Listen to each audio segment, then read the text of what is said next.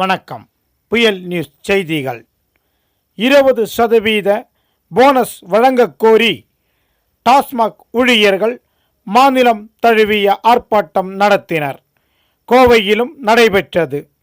தெற்கு வட்டாட்சியர் அலுவலகம் முன் நடைபெற்ற ஆர்ப்பாட்டத்தில் டாஸ்மாக் தொழிலாளர்கள் கூட்டு நடவடிக்கை குழு சார்பாக தொழிற்சங்க பேரவை கோவை மாவட்ட தலைவர் கி. ராக்கிமுத்து பேசினார். கவனிப்பாரா தமிழக முதல்வர் அவர்கள்?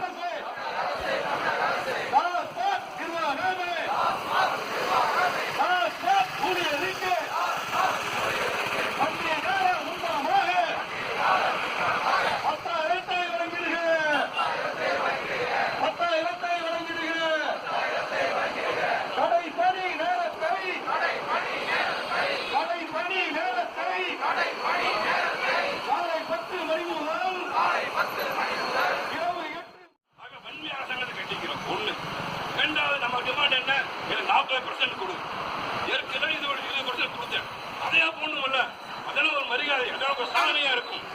சம்பாதிச்சு கொடுத்தமே வைக்க வேண்டாமா, மனச்சாட்சி வேண்டாம். கொஞ்சமா என்ன உங்க மக்களாட்சி, என்ன அம்மா அரசாங்கம் கொடுது? இது அம்மா சொன்னாங்க அவங்களுக்கு கேட்கறேன். அம்மா பேர சொல்றீங்கல்ல, அம்மா வீட்டு கொண்டு வர இருந்தாக்கா நியாயம் தானே? இது வயிறு எரியுது, எனக்கு வயிறு எரியுது. ஆகவே அரசாங்கம் வன்மையா கண்டிக்கிறோம். இந்த போனஸ் நாங்கள் ஏற்றுக்கொள்ள மாட்டோம். ஏற்றி தூக்கிட்டு போனோம் வேண்டாம், நீயே வச்சுக்கியா நம்ம குட்டி பண்ண போறோம், அதான் அடுத்த பணம் பண்ண போறோம். ஆகவே இது வன்மையா கண்டிக்கிறோம். அதே போல கொரோனா காலத்தில் இது கொரோனா முழுமையும் ஊரடங்குல கொரோனா உலகத்தை போட்டி போட்டுச்சு. உலகம் சரிஞ்சு போச்சு. இன்னைக்கு ஒவ்வொருத்தரும் அப்படியே வேது சொல்ல முடியாம வாழ்ந்துருக்கான். வாழ்க்கை இப்பெல்லாம் வாழ்றதுன்னு சொல்லி 3 வேளை சாப்பிட்றது நிறைய பேர் குறைச்சிட்டான், எல்லாம் குறைச்சிட்டான். ஆனா பார்த்தா வாழ்க்கை ஆயிட்டேன், வீடு பேர் ஆயிட்டேன். ஒரு ஆள் புதுசாவே இல்லை சாப்பிட்றேன், என்ன பண்ணுவோம் அப்படி இல்லை.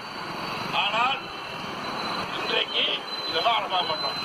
கொரோனா இது முழுமை அடையலை. என்ன சொல்றான்? முத்திரை போட்டு 1 மாசம் ஆச்சு. கொரோனா வந்தது, நீங்க கடையை 10 மணிக்கு தரங்க, 8 மணிக்கு சாத்திருக்கணும். இதை நம்ம உயிரை படைய முடிஞ்சு வச்சுட்டோம். எந்த பாதுகாப்பு இல்லை. சண்டை போட்டு அது சேனிட்டர் கூடு, மாஸ்க் கூடு, அதை கூடு, இதை கூடு, அதுல ஒரு ஊழல் பண்றாங்க. இந்த கொரோனா குறைச்சி அதுல கூட ஊழல் பண்றான். அது பிடிச்சிங் கொடுக்குறதுல, இந்த மாஸ்க் கொடுக்குறதுல அதுல ஒருத்தர் கை விட்டுவாங்க. நல்லா இருப்பானா உள்ளே போயிடுவாங்க, நல்லா இருப்பானா இருக்க மாட்டான்.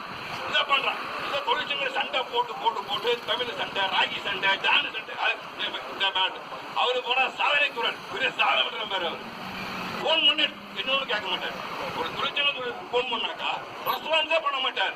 இப்ப நம்ம எஸ்பி கூட எடுப்பாரு, இன்ஸ்பெக்டர் கூட போன் பண்ணி எடுப்பாரு. அதான் ரெஸ்பான்சிபிள், அந்த அரசு அதிகாரி. அந்த போன் எடுக்க மாட்டான். சம்பளம் எவ்வளவு? 1 லட்சம் ரூபாய் சம்பளம் தான். காரு பங்களா அதெல்லாம் சிம்பிளா வேற சொல்லக்கூடாது. ஆகவே இப்படி ஒரு பக்கம். அப்ப வேலை நேரத்தை மாற்றிட்டான். கொரோனாவின் தீர்ல ஒரு அவன் பயந்துட்டான். இந்த மாசம் கொடுங்கிறான், இடைவெளி கண்டிப்பா அரசாங்கம் சொல்லுதில்ல. ஆனால் எடப்பாடி அரசாங்கம் என்ன சொல்றப்போ, டாக்டர் 12 மணிக்கு தவிர 8 மணிக்கு மேல கடை கூட்டம் நிறைய வருது, 10 பேருக்கு கூட பண்ணு, நீ செத்தாலும் பரவாயில்ல, எனக்கு காசு வரணும். ஒண்ணு சத்தம் என்ன மாப்பிள்ள சத்தம், எனக்கு தேவை மாலை பணம் பார்த்துப்போம். ஆவிதான் அனுமதிக்க போறவா அனுமதிக்க முடியாது.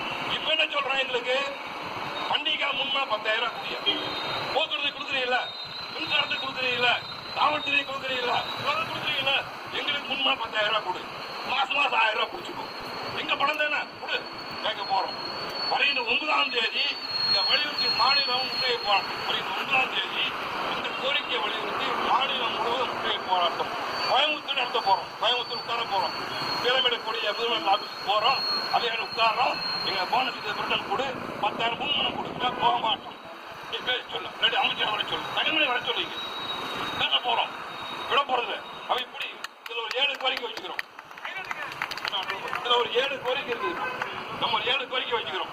அந்த கோரிக்கை பின்னாடி பேசிக்கிறோம். தமிழ் பேசுவார். அவை நம்மளோட கோரிக்கை கூட போனஸ் தான்.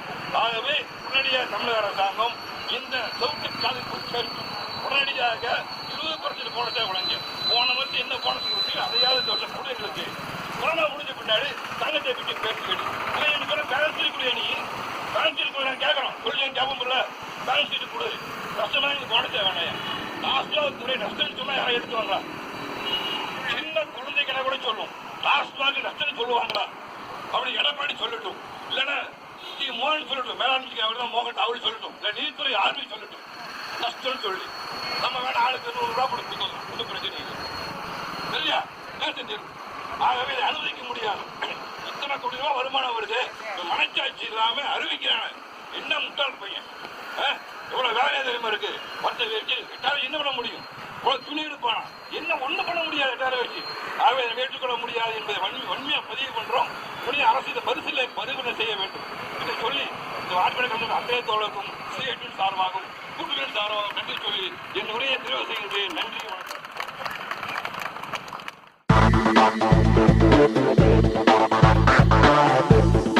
Crown Music Library.